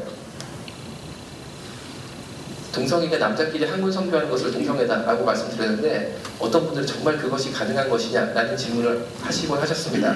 정말 맞는 말씀이시고 하나님께서는 인간이 악한 깨를 내서 동성애 할 것을 미리 아시고 동성애를 할 수 없도록 우리 몸을 창조하셨습니다. 무슨 말이냐면은 항문으로 성관계를 시도하면 대장에서 배변 활동이 나타나서 대장 안에 있는 대변을 밖으로 배출을 시키기 때문에 만약에 동성애를 시도하면 대변이 나오니까 동성애는 자연스럽게 못하게 되어 있는 거죠. 그런데 동성애자들은 이 대변이 나오는 문제를 어떻게 해결했냐면은 샌조이라는 걸 개발해서 해결했는데, 샌조이 뭔지 아는 거 손 한번 들어보시겠어요? 이거 알면 동성애자인데 이런 식으로 이제 확인해보는 걸 있나 없나. 일반인들은 모르고 동성애자는 누구나 이 샌조이를 다 합니다. 만약에 이거를 내가 힘들어서 오늘부터 못하겠다 그러면 동성애자 생활을 졸업을 하는 거예요. 이게 뭐냐면은 남자들이 동성애를 하기 위해서 모텔이나 호텔에 가시면 제일 먼저 가는 데가 샤워기로 갑니다. 샤워기로 가면은 샤워기에서 물 떨어지는 데를 샤워기 헤드라고 그래요. 이 헤드가 돌리면 빠지고, 빠지면 보신 것 같은 샤워기 줄, 샤워기 호스, 쇠줄만 남게 됩니다. 이것을 항문으로 10cm 이상을 팍 하고 집어넣어요. 그리고 저렇게 레슬링 자세를 취한 다음에 수돗물을 틀면은 장으로 수돗물이 밀고 들어가서 장에 물을 꽉 채우면 저 쇠줄을 빼고 목표 지점은 양면기입니다. 양면기로 막 뛰어가는데 왜 그러냐면은 일단 장에 물이 꽉 차면 그 다음부터는 불수의적으로 장 안에 있는 물건들을 밖으로 다 분수처럼 내뿜게 돼 있어요. 그러니까 빨리 저 양변기에 가서 앉으려고 하는데 대부분 실패하고 욕실 바닥에 대변 등을 다 분수처럼 분출을 해서 뽑아냅니다. 그러면 떨어진 대변을 발로 밟아서 하수구를 밀어 집어넣는다고 하니까 동성애자에게 아파트를 전세로 빌려주시면은 욕실의 오염이 상당히 될 것으로 우리가 예상할 수 있는 거죠. 그런데 이 샌조이 5번을 반복해서 대장 안에 있는 대변을 100% 깨끗이 빼내야지만 동성애 한 번 할 수 있으니까 동성애 한 번 한다는 게 얼마나 어려운지 알 수 있겠죠. 이 사진은 동성애자가 본인의 샌조이하는 장면을 자랑할 목적으로 인터넷에 공개한 사진이었어요. 그런데 이게 보건적으로 왜 문제가 되냐면은 이 샌조이를 한 다음에 다시 샤워기들을 저 샤워기 줄에 돌려서 접합을 시킨 다음에 욕실 벽에 걸어놓게 되면 그 다음부터 출장 나온 저 같은 애아빠들은, 제가 이제 5월 1일부터도 미국에 출장을 가거든요. 제가 이제 미국에 예를 들어서 갔단 말이에요. 그런데 모르고 이제 이런 병실에 아니라 이런 방에 누웠어요. 예를 들어서. 그래서 샤워기를 틀면 이 친구의 대변, 혈액, 에이즈, 매독, B형간염 바이러스를 다 뒤집어 쓰는 일명 대변 에이지션을 하게 돼 있는 거죠. 그런데 우리 출장 나온 애 아빠들이 이런 양치컵 들고 다니는 아빠들 없거든요. 보통 양치질 어떻게 하냐면은 샤워할 때 샤워기를 묻어하게 뱉어요. 그러니까 이 친구의 대변, 혈액, 매독, 에이즈, B형간염 바이러스 이걸 다 집어먹고 살고 있는 거죠. 그런데 우리나라에 이 샌조이라는 인구가 몇 명이냐? 60만 명이 넘는다는 게 문제예요. 우리나라에 오염하는 호텔이나 모텔이 없을 것이라 생각하고, 제 막내가 애기가 하나 있거든요. 이 애기가 4살인데 호텔에 가서 애 씻을 때마다 제가 기분이 얼마나 막 그런지, 이거 애한테 에이지 샤워를 시키는 거잖아요. 그래서 제가 꼭 기도하고 시켜요. 무슨 독을 마시더라도 해양을 잊지 않는다는 주님의 말씀을 믿고 그렇게 시키는 거지. 국민들 불안해가지고 이게 살 수 있겠습니까? 중2 게이라고 스스로 밝힌 친구가 집에서 방금 보여드린 샌조이를 하고 나갔는데 엄마한테 걸릴까봐 마음이 급해서 샤워기 헤드가 빨리 잘 안 돌아간다. 어떻게 하면 샤워기 헤드가 빨리 잘 돌아갈까요? 라는 질문을 네이버 올렸습니다. 그러니까 답변이 뭐라고 달렸냐면은 고무장갑 끼고 돌리면 잘 돌아간다는 답변이었어요. 그러니까 어떤 청년 하나가 희한하게 샤워실에 갈 때마다 고무장갑을 끼고 들어간다. 그럼 뭘 할지 우리가 예상이 되는 거죠. 그런데 중2가 샌조이를 한다? 두 가지 알 수 있습니다. 첫 번째, 나가자마자 성관계를 하는 애예요. 만약에 동성 성관계를 할 것이 아니면 이 힘든 샌조이를 할 필요가 없다는 거죠. 두 번째, 동성애를 하는 장소가 호텔이나 모텔처럼 샤워기가 있는 곳이 아니다라는 것입니다. 만약에 샤워기가 있는 곳에서 동성을 할 것 같으면 굳이 엄마한테 걸릴 것을 각오해 가면서 집에서 샌조이를 할 필요는 없겠죠. 그러니까 이 아이는 아마 스마트폰 앱을 통해서 길을 헤매다가 동성애자를 얼른 찾은 다음에 공중 화장실 같은 데서 아까 보여드린 번개를 하는 그런 친구로 생각이 됩니다. 중2까지도 동성애 샌조이 문화가 이렇게 확산되고 있다 라는 것을 보여주는 한 가지 글이 되겠고, 제가 중학생 대상으로 강의를 한 적이 있는데 한 친구가 같은 또래 아이의 이야기다 보니까 굉장히 기발한 생각을 해서 질문을 해서 제가 아직까지도 기억을 하고 있습니다. 어떤 질문이냐면은 이런 질문이었습니다. 만약에 이 친구가 샌조이를 고무장갑을 끼고 한 다음에 그 고무장갑을 벗어서 싱크대에 걸어놓으면 엄마가 그 고무장갑을 끼고 김치도 썰고 반찬도 하면은 이 아이의 병균을 가족들이 다 먹는 게 아니냐는 거예요. 근데 그거는 맞는 말이에요. 그러니까 동성애자가 가족 중에 있으면은 그 아이의 병균이 자연스럽게 이렇게 가족들에게 경구를 통해서 입을 통해서 들어갈 확률이 상당히 높겠더라고요. 또 동성애에 대해서 대표적으로 궁금하신 것 중에 하나가 항문으로 성관계하는 게 굉장히 통증이 심한 것 아니냐, 통증 때문에라도 못하는 것 아니냐라는 질문이고, 정말 맞는 말씀이고 통증 때문에라도 할 수가 없는 거죠. 그런데 동성애자들이 이 통증의 문제를 어떻게 해결했냐면은 피스팅이라는 걸 개발해서 해결을 했습니다. 피스팅이 단어가 영어나 멋있게 들릴지 몰라도 저는 굉장히 우려스럽습니다. 이 피스팅이 어떤 거냐면 굉장히 간단합니다. 주먹을 쥐고 항문으로 집어넣어서 왔다 갔다 시켜서 항문을 너덜너덜하게 늘려버리는 걸 피스팅이라고 합니다. 동성애자들 은어로 학문을 확장시킨다라고 해서 확장한다라고 말을 하고 있습니다. 우리나라 이 피스팅 동호회 다운 카페 이 피스팅 월드 캡처한 건데 피스팅 구인 게시판을 캡처했습니다. 보시는 것처럼 확장해 주실 분 찾아라고 돼 있죠. 내 학문에 주먹 넣어서 내 학문을 넓혀줄 사람을 찾는다 라는 공개 광고고 맨 밑에 보시면 울산의 땡땡님 절 피스팅 해주세요 라고 돼 있는데 이게 어떤 뜻이냐면은 피스팅이 굉장히 위험합니다. 왜냐하면 주먹을 학문으로 집어넣을 때 장이 터져서 죽기도 하고 늘 때보다 더 위험한 데가 뺄 때가 더 위험합니다. 왜냐하면 뺄 때 주먹하고 손목에 장이 끼어서 장이 학문 밖으로 튀어나온다는 거죠. 그래서 동성애자들이 이 피스팅을 하긴 해야겠는데 굉장히 두려움이 앞서다 보니까 남의 학문에 주먹을 제일 잘 집어넣는 우리나라의 피스팅에 제일 가는 고수를 찾게 돼 있고 그 사람이 현재 울산에 거주 중입니다. 그래서 울산의 땡땡님 절 피스팅을 전하고 특별히 제일 가는 고수에게 청을 올리고 있는 거죠. 고1 남학생이 방금 말씀드린 피스팅을 하다가 장이 항 밖으로 튀어나와서 고민이다라는 글을 네이버에 올렸습니다. 고1 학생이 벌써부터 장이 항 밖으로 튀어나오면 이 아이의 미래가 어떻게 될까요? 인간의 몸을 망치는 굉장히 간단하고 우스운 방법이 바로 동성애를 하는 것이다라는 거죠. 그런데 우리 보고 억지로 찬성하라고 그러면 우리가 찬성이 되겠습니까? 이 노란색 광고 전단지가 바로 동성애 성적 지향에 대한 내용입니다. 우리가 성적 지향이라는 말도 많이 들어봤지만 사실상 내용을 모르는 거죠. 그런데 차별금지법 핵심이 뭐냐? 성적 지향에 대해서 건전한 비판을 하면 감옥에 간다는 거죠. 그러면 과연 성적 지향이 얼마나 고귀한 것이길래 여기에 대해서는 건전한 비판조차 할 수가 없는 것이냐?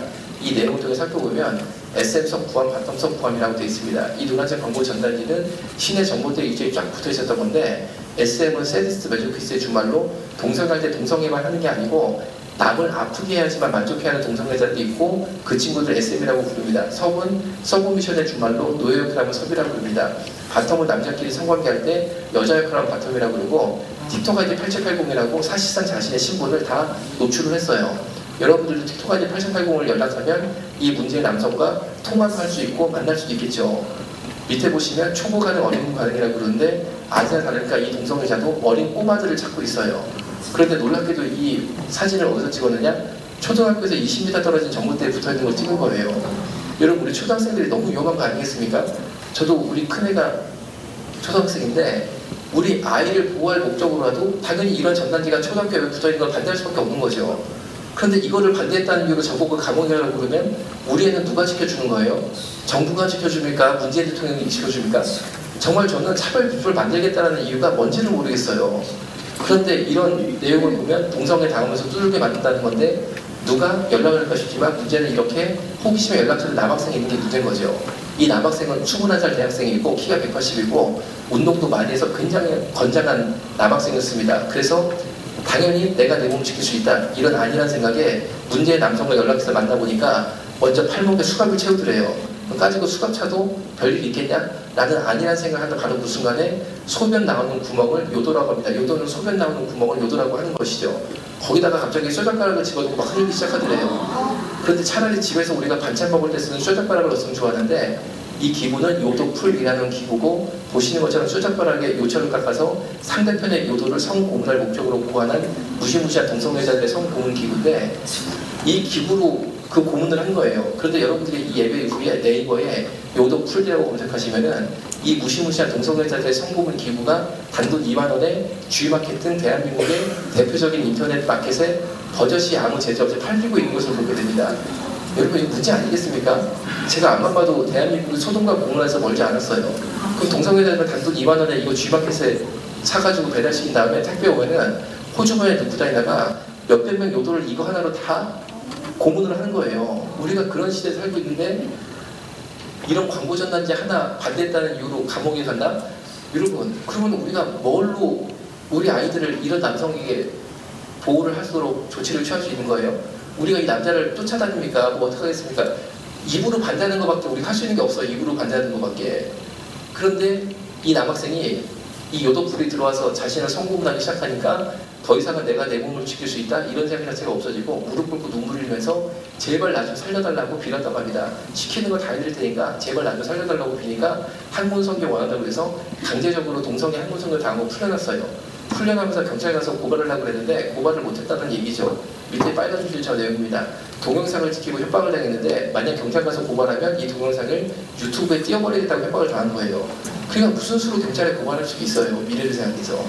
이런 피해 당사자가 있는데 이런 노란색 광고 전단지가 시내 전봇대, 특별히 중학교 근처에 있는 것 당연히 우리가 반대해야만 되는 거고, 그리고 저는 이런 광고 내용을 보면은 또 저만이 느끼는 특별한 스트레스가 있습니다. 뭐냐면은 제 이름이 염한섬인데 전국이 다 속보함이에요. 제가 볼 때마다 기분이 좋을 리 있겠어요. 무슨 거죠? 이름 바꿀 수도 없고. 이렇게 동성애를 하면은 스마트폰 앱을 통해서 만나, 그것도 모질라가지고 돈 들여가지고 광고 전단지 만나가지고 막 벽에 붙여가지고 만나, 당연히 에이즈에 걸릴 수밖에 없지 않겠습니까? 그런데 이렇게 해서 에이즈에 걸리면 놀랍게도 우리나라의 치료비, 약값, 간병비, 노후보장까지 100% 국민 세금으로 싹 다 해주는 환자분들은 동성애 에이즈 환자밖에 없다는 거죠. 이 노란색 광고, 이 노란색 문자 내용은 뭐냐면은 제 주변에 동성애로 에이즈 걸린 분이 계셨는데, 이분이 아까 말씀드린 에이즈 바이러스 억제하는 알약, 일명 동성애 에이즈 바이러스 억제 알약을 먹어야 되는 상황이 생겼습니다. 그런데 이 약을 병원에 가서 타서 먹으려면은 환자가 내는 환자의 자기 부담금이 생기는 거죠. 그래서 에이즈 알약 값에 대한 환자 자기 부담금이 얼마냐라고 저한테 물어봐서 서울에 모 공립병원이 있는데 여기는 노숙자 치료한 착한 병원이에요. 따라서 약가가 싸고 양심치료를 합니다. 그 병원에 이 에이즈 알약을 처방하는 감염내과 전문의 선생님이 계셔서 한 달에 환자 본인이 내는 환자 약값 본인 부담가 얼마냐라고 문자를 드려보니까 환자가 내는 돈은 60만 원인데 걱정하지 말아라, 뭐 이런 내용이에요.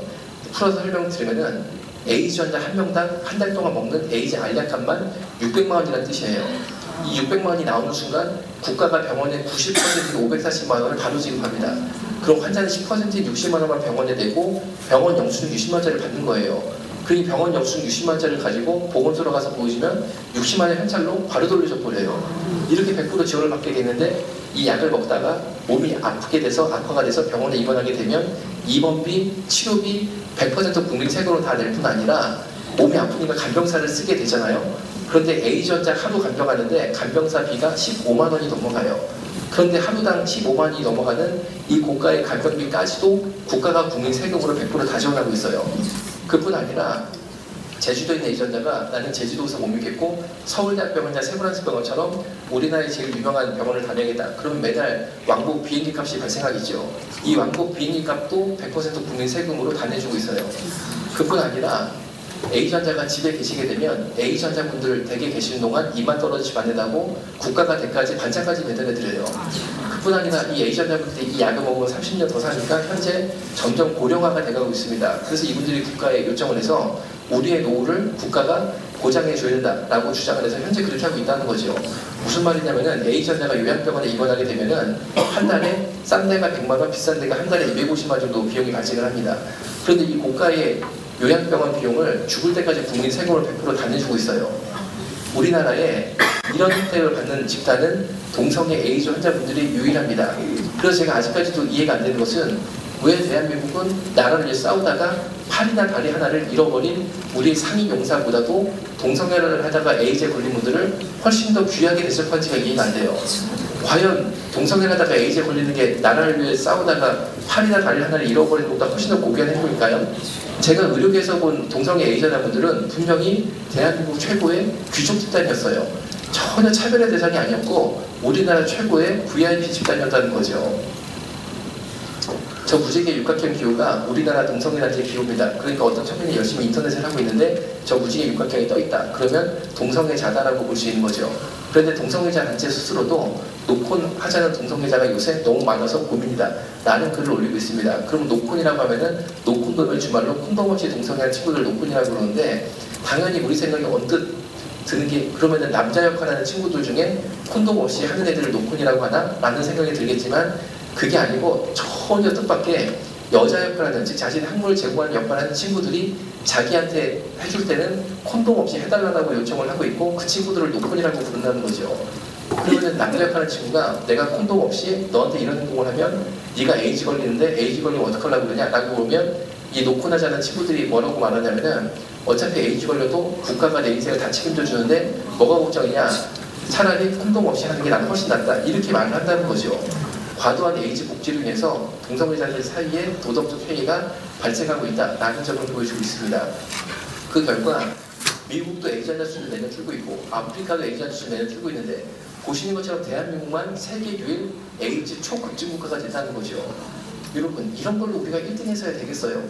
지난 15년 동안 전 세계적으로는 A전자가 35%가 줄었는데 우리나라만 이렇게 매년 기하급수로 늘고 있어요. 그런데도 동성애가 문제있다라고 말하는 게 죄입니까? 2003년도에 A전자가 2024명이었는데 이 2024명은 국가가 그 사람이 확실히 에이즈 환자임을 아는 사람 수만 2024명이고 유엔 에이즈 통계표에 의하면 여기다가 3.8을 곱하면 전체 에이즈 환자 수로 추산할 수 있다고 합니다. 즉 2003년도가 이미 대한민국 에이즈 환자 수가 약 10,000명이었다는 거죠. 그런데 2024년만 사회적 비용을 얼마를 쓰고 있나 조사를 해보니까 7,821억을 쓰고 있었어요. 그런데 작년 국가가 그 사람이 에이즈 환자임을 확실히 아는 사람 수만 11,000명이 넘어갔습니다. 그러니까 현재 이 시점에 대한민국의 에이즈 환자 총수는 약 5만 명이라고 보시는 거죠. 이 5만 명이라는 수는 우리 주변에 항상 에이즈 환자가 있다라고 보시면 되는 수입니다. 그런데 국가가 확실히 그 사람이 에이즈 환자임을 아는 사람만 11,000명이니까 지난 세월 동안 에이즈 환자 수가 5배가 늘었다라고 생각을 하고 10년 동안 물가가 엄청나게 올랐지만 물가 올라가고 생각하지 말고 환자 수 5배 늘었으니까 7,821억 곱하기 5를 하면 작년에 에이즈로 인한 대한민국의 사회적 비용이 4조를 초과했어요. 여러분 동성애 에이즈 문제로 우리가 4조의 사회적 비용을 감당할 만큼 우리가 그렇게 돈이 많아요? 4조가 무슨 돈입니까? 200만 원짜리 공공원짜리 20만 개를 만드는데 이 크기가 어떤 크기냐면은 취직 안 된 우리 대학 졸업한 청년들 싹 다 공무원으로 취직시킬 돈이에요. 여러분 이 돈을 우리가 동성애 에이즈 문제를 꼭 써야 될까요? 우리나라는 이미 세계 최고의 동성애 국가인데 이것 한 가지가 남아서 동성애 단체는 대선 후보로 나섰던 유력 정치인들에게 이것을 해달라고 주장을 했고 그 정치인들을 이것을 해주기 위해서 애를 쓰고 있고 되게 거의 일부 직전입니다. 그래서 저도 상당히 무료가 돼서 말씀을 드린 거죠. 트랜스젠더에 대한 요구사항인데 트랜스젠더는 남자가 여자처럼 되고 싶어서 성전환 수술을 받고 여성 호르몬 주사를 죽을 때까지 맞는 사람들을 트랜스젠더라고 그러고 대표적으로 한수 씨 같은 경우입니다. 그런데 성수선제가 주장하는 것이 뭐냐면은 이 고가의 성전환 수술 비용과 여성 호르몬 주사 값의 80% 이상을 국민 세금으로 내달라고 주장하고 있어요. 과연 멀쩡한 남자가 여자 되기 때문에 80% 비용을 국가가 국민 세금으로 대줄 만큼 우리나라에 불쌍한 사람들이 그렇게 없을까요? 아프리카 우간다가 전 국민의 60%가 에이즈 환자다라는 당시 한겨레신문 보도입니다. 그런데 이 우간다를 살릴 목적으로 무세베니라는 기독교인 대통령이 되면서 동성애 처벌법을 만듭니다. 그러니까 우간다는 우리나라처럼 동성애가 합법이고 자유국가가 아닌 거죠. 동성애를 하면 감옥에 3달씩 가두기 시작했습니다. 그러니까 우간다 국민들이 무서워서 동성애를 끊기 시작했고 60%던 동성애 에이즈 환자 수가 현재 우간다가 4%까지 떨어졌어요. 즉 이 한 가지를 본다 하더라도 동성애는 내 개인의 의지가 확고하던 아니면 외부의 압력이 확고하던 두 개 중에 하나만 있어도 끊어진다는 게 역사적 교훈인 거죠. 그런데 동성애 단체는 주장하기를 꼭 동성애한다고 에이즈 걸리는 게 아니고 콘돔만 잘 끼면 에이즈를 예방할 수 있다라고 말을 하지만 그게 대표적인 거짓말 중에 하나입니다. 보시는 것처럼 콘돔의 실패율이 15%예요. 절대 콘돔만으로 에이즈를 예방할 수 없다는 거죠. 이 부동성토의 주인공인 젊은 여성이 사연이 있어서 오피스텔 성매매업소에 취업해서 2년 동안 일을 하면서 손님들한테 콘돔만 잘 사용시키면 절대 에이즈나 성병 안 옮는다라는 거짓말로 사실을 믿고 그렇게 활동을 하다가 일생일대의 비극을 맞이하게 됐는데 2년 동안 그 일을 한 다음에 그 일을 청산을 합니다. 청산 기념으로 병원 가서 검사를 해보니까 보시는 것처럼 에이즈부터 시작해서 온갖 성병을 다 걸려 있었다는 거예요. 절대 콘돔만으로 에이즈를 예방할 수 없다는 거죠. 또 어떤 분들은 말씀하시기를 왜 이렇게 한국교회가 동성애 단체를 가로막느냐 괴롭히느냐라고 말을 하지만 그게 또 사실과 정반대라는 것이죠. 지금 보신 이 공지사항은 성소수자 인권연대, 동성애자 인권연대의 공지사항을 캡처한 건데 호모포비아 그들은 누구인가? 밑에 빨간 줄 보니까 혐오 세력 주요 집조사라고 되어 있습니다. 설명을 드리면 2015년도 12월 연말에 바로 이 공지사항에 대한민국의 동성애 혐오인물 3일방이라고 해서 동성애 단체 주적 3명을 살생부를 띄웠어요. 그런데 그 3명 중에 하나가 저의 여만섭이에요. 근데 지금까지 제 강의를 들어보겠지만 전혀 제가 동성애자를 돌로 쳐죽이자 그런 말이 없어요. 전 그런 생각도 없고 다만 제 강의의 주요 내용은 동성애 실제 모습과 동성애로 에이즈에 걸리면 국가가 국민 세금으로 다 부담한다 라는 지극히 사실만을 말할 뿐인데 겨우 이 정도 얘기한다고 제가 동성애 단체 주적 3명 살생부에 들어갈 것 같으면 대한민국에 사실상 동성애 혐오하는 사람은 없다는 거죠. 그런데 밑에 보시는 것처럼 주요물 뒷조사라고 해서 저 같은 사람 뒷조사에서 해칠 공리를 하고 주기적으로 발표를 하고 있는데 그때그때마다 조금씩 저한테 무슨 뭐 일이 있을 것 같잖아요. 한 가지만 소개를 드리면 제 핸드폰에 테러 문자가 오는데 이런 내용의 문자가 옵니다. 이태원의 남자 동성애자들 수십 명을 풀어서 저를 성폭행하였다 이런 문자를 보내요. 그래서 저는 그런 문자를 받아도 전혀 개의치 않습니다.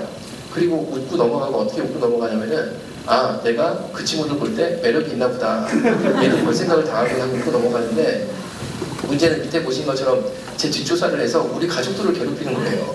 저희 아버님이 70이 넘은 할아버지인데 저희 아버님 핸드폰 번호를 어떻게 알았는지 저희 아버님한테 테러 문자를 보내는 거예요.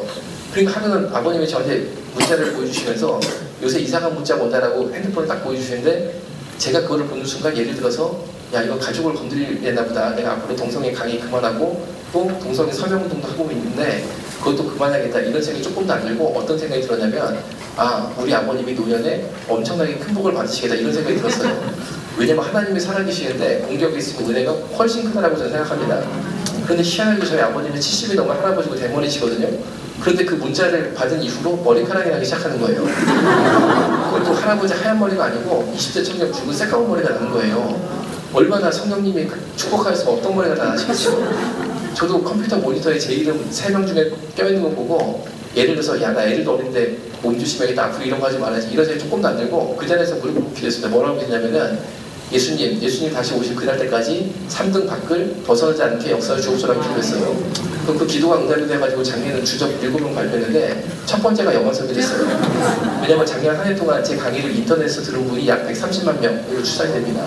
근데 제가 이 말씀을 드리는 게 내가 이런 사람이다 절대 그게 아니고 이유가 있어요. 뭐냐면은 얼마 전에도 집사님 한 분이 전화를 주셔서 제가 그 이야기를 듣게 됐는데, 이 집사님이 정말 이름 없는 한 분의 그냥 무명의 집사님이세요. 그런데 성령님이 강하게 역사하셔서 이 불이 붙었어요. 그래가지고 그 지역에서 동성애 반대 운동을 그렇게 열심히 하세요. 그러다 보니까 지역의 동성애 반대 행사 같은 것을 하면 무슨 교회 누구 집사라고 이름이 올라가기 시작하는 그 순서지에. 그런데 한국의 담임 목사님 사모님이 우연히 그 순서지를 보신 거예요. 그런데 그 집사님 성함을 본 거죠. 교회 이름이랑. 그래서 그 집사님 만나자고 그래가지고 이 집사님이 사모님을 뵈러 가보니까 벌써 이 사모님 얼굴에 두려움이 확 사로잡히셨어요. 그래서 뭐라고 하시냐면 한 시간 동안 막 하소연을 하시는데 교회 이름이 이런 데 올라가면 동성애자들이 교회를 공격해서 안 된다는 거예요. 결국 그 집사님이 어떻게 되시냐면요, 그 교회에서 나올 수밖에 없게 됐어요. 여러분, 제가 여러 번 여쭤볼게요. 동성애자가 더 큰가요? 하나님이 더 크신가요? 하나님이 더 크십니다. 절대 동성애 반대한다고 다치게 두실 하나님이 아니세요. 저는 동성애자를 수십만 명이 저 잡는다고 난리인데 오늘 이 교회 올 때도 저 혼자 그냥 차 몰고 운전해서 왔지 저는 보디가드 운전기사도 없어요. 전국에 혼자 다녀가도 하나님께서, 예수님께서 불기둥으로 다 지켜주세요. 그런데 이 수영을 왜 길렀냐면 이 패션 때문에 기른 게 이유가 조금 있어요. 이렇게 다니다 보면은 동성애 단체하고 더러더러 크게 부딪힐 때가 있거든요. 2년 전에 서울대 총학생회장 김보미가 동성애자로 커밍아웃하고 회장이 당선이 됐어요. 그때 서울대 수요회 때 강의를 가니까 강의를 해보려고 딱 써보니까 서울대 총학생회, 서울대 성소수자 동아리, 학생회장 김보미가 다 들어와 있는 거죠. 잡는다고. 그리고 작년에 전라도 광주 시에 딱 20분 강의하러 갔었는데 여만섭이 전라도 광주 시에 온다 이게 소문이 나가지고 저 복도에서부터 전국 동성애자들이 집결을 해가지고 저 잡는다고 다 몰려있는 거예요. 그럴 때 세게 부딪히는데 그럴 때 강한 인상을 줘보려고 좀 길러가지고 그게 머리도 좀 길었잖아요. 제 강의 영상 중에 제일 많이 보신 게 연세중앙교회 거 많이 보셨거든요. 근데 거기에 보면 당연히 제가 7대3 관리바 신나 머리를 하고 있죠. 그런데 제가 동성애 강의하면서 머리를 길었어요.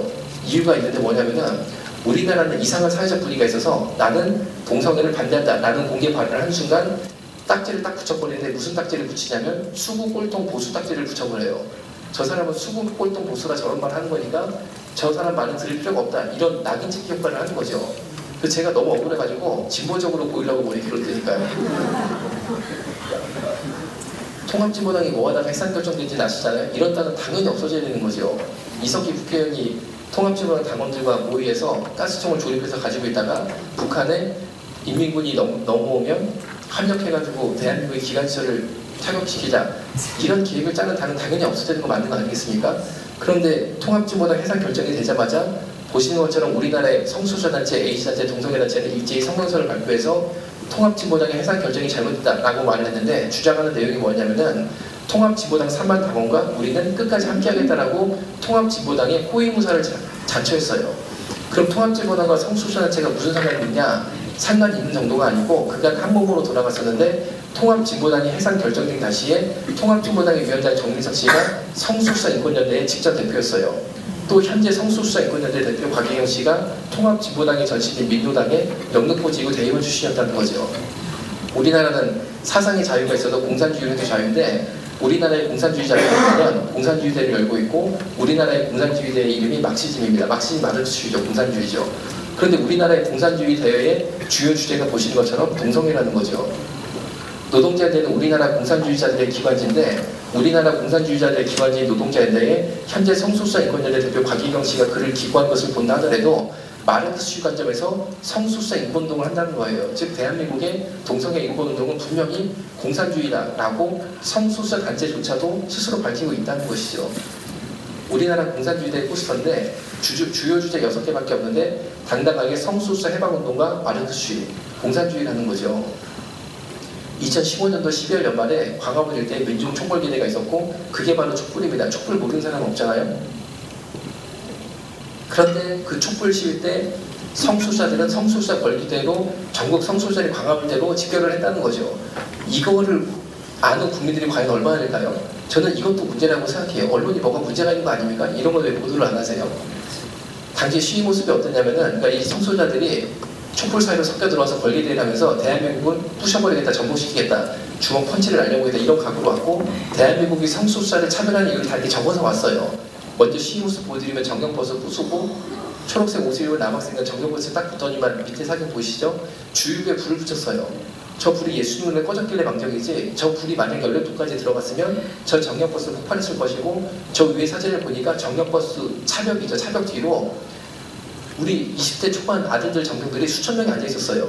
저 버스가 폭발했으면 당연히 우리 아들도 수십 명은 불에 타 죽었겠죠. 그러면 우리 아들도 수십 명을 태워 죽여서라도 이루고 말겠다는 서울시립보라의병원 에이즈 감염 차별주의 논란이 뭐냐.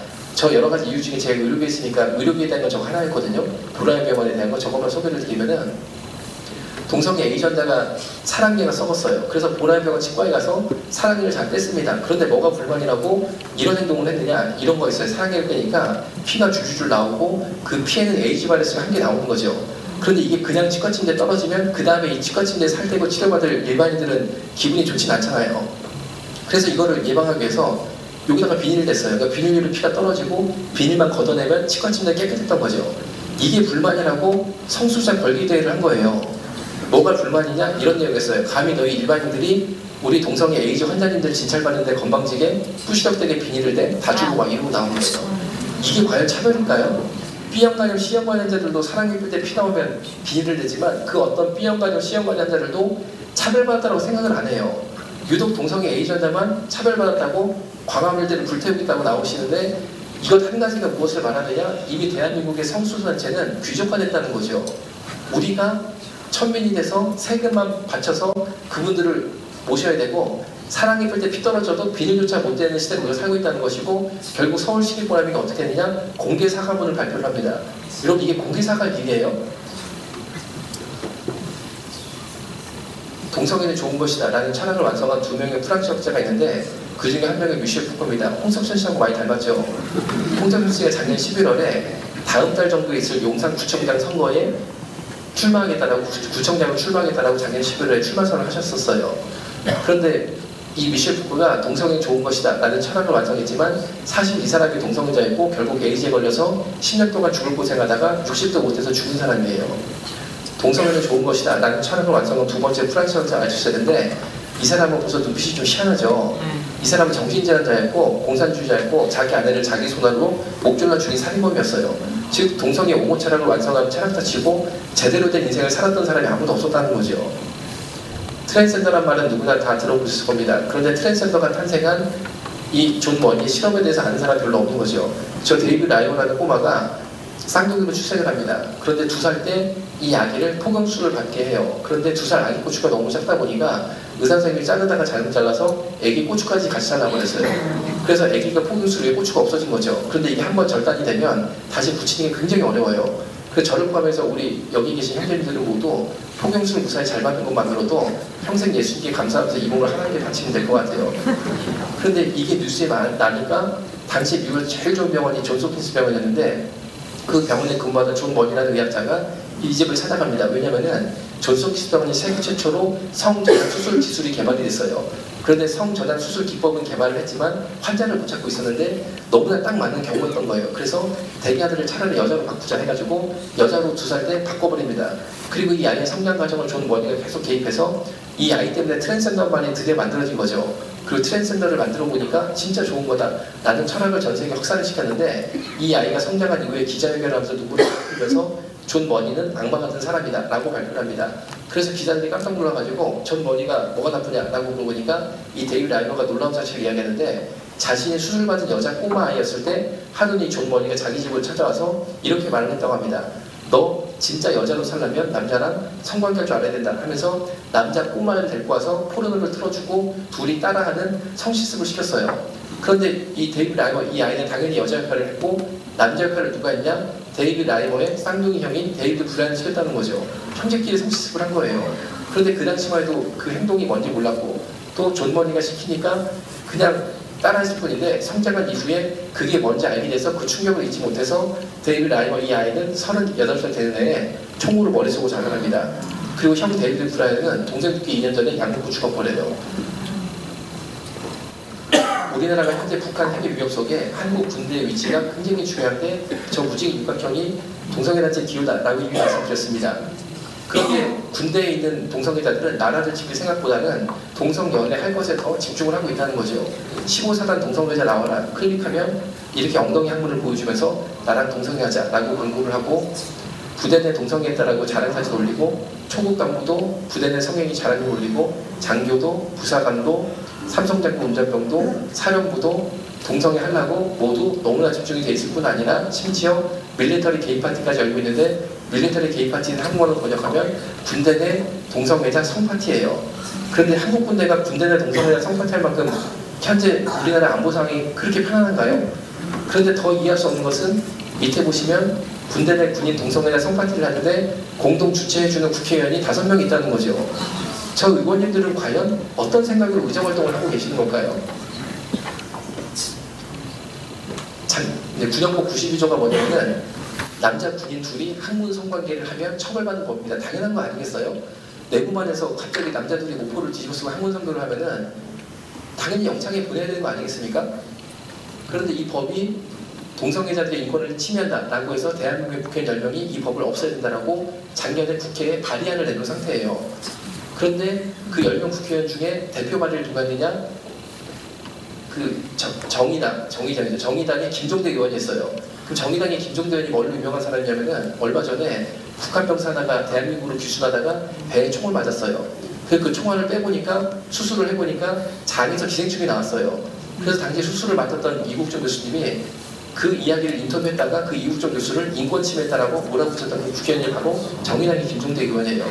저는 이해가 안 되는 게 생각해보세요. 군형법 92조가 무너지면은 한국 군대 내 동성애 에이즈 확산이 무섭게 벌어지게 될 것인데 그러면 누가 제일 좋아할까요? 북한의 돼지 3부자 중에 막내 돼지가 제일 좋아하겠죠. 왜 북한의 막내 돼지가 제일 좋아할 만일을 김종대 의원은 그렇게 골라서 하신지가 이해가 안 돼요. 그런데 이 법이 이렇게 발의가 되니까 폐지 법안이 발의가 되니까 아스팔트 이 사람들이 나타나기 시작하는데 군형법 92조 없애라고 데모를 해주는데 어디서 나왔습니까? 노동자연대라고 돼 있죠? 노동자연대가 뭐 한답니까? 아까 말씀드린 대한민국의 공산주의자들이에요. 여러분, 대한민국 공산주의자들이 이렇게 기류해서 군형법 92조를 없애자라고 얼굴 다 내놓고 데모를 한다? 또 국회의원 10명이 이 법을 없애자라고 국회를 움직인다? 무엇을 말합니까? 이제 한국교회가 교회 안에서만 머물러 있으면은 더 이상 이 사람들을 막을 수 없을 때까지 와 있다는 거예요. 우리가 교회 안에서만 우리끼리 기도하고 우리끼리 찬양하면요, 이 사람들 막을 수 있겠습니까? 이제 한국교회도 행동해야 될 때가 왔다는 거죠. 우리도 아스팔트로 나가고 우리도 항의전화를 하고 우리도 투표를 할 때가 드디어 왔다는 것입니다. 이건 제가 1인 시위한 건데 특별히 서울 퀴어 문제가 벌어지고 있는 서울 광장 안에 들어가서 1인 시위를 한 모습이고 월간조선의 나라 지키는 의병의 마음으로 동성애 에이전스 막겠다라는 인터뷰 기사를 실었는데 이런 기사 나가면 누가 볼까 싶지만 인기기사 1위가 됐어요.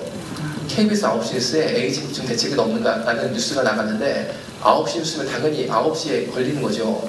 그런데 오후 5시에 저희병원에 와서 5분 찍고 올라가서 4시간 만에 뉴스가 됐어요.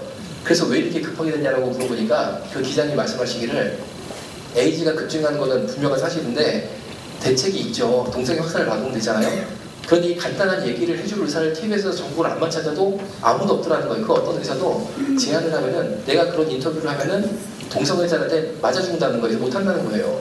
그래서 인터넷을 검색하다가 어떻게 저를 알게 돼가지고 저희 병원에 갑자기 와서 5분 찍고 올라가서 4시간 만에 뉴스가 된 거예요.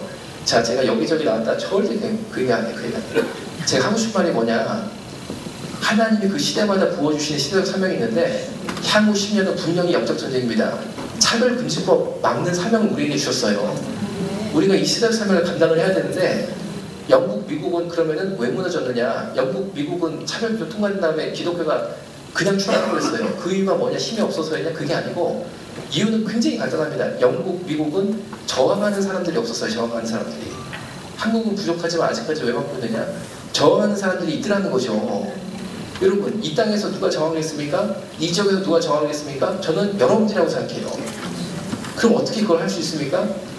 굉장히 간단합니다. 여러분들 점심 드시고 스마트폰 들어가셔가지고 연예인 블로그, 맛집 블로그 보실 시간에 동성애 반대 설명 한 번씩만 하시면 다 막을 수 있어요. 한 번씩만 하시면.